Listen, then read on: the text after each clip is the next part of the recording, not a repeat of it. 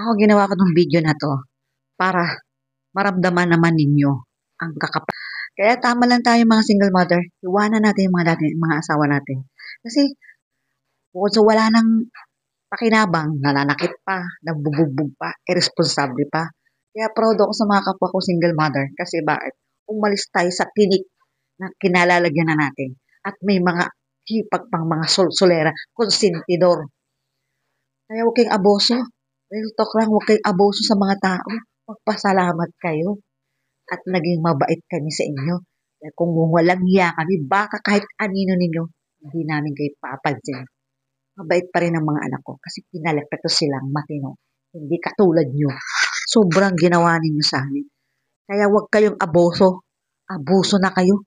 Noon at ngayon, abuso pa rin kayo. Konting hiya naman. Real talk lang. Kaya nag-iba na muna ako ngayon ng video ko.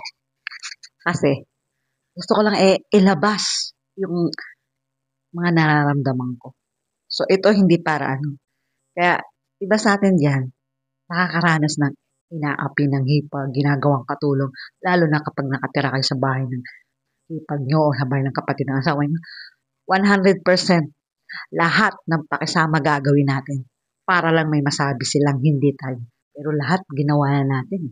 Inalipin ka na, kinatulong ka na, inabuso ka pa. Masama ka pa rin. Sa mundo natin ngayon, mapakapatid, mapahipag, mga pag-anak, hindi tayo pwede magtiwala. Kasi parang hayop lang niya, kahit alagaan mo ng todo-todo, tutukain ka pa rin yan. Ano pa kaya yung hipag mo? Lalo pat against sa'yo. Kaya pwede lang, huwag kayong abuso sa mga taong mababait sa inyo.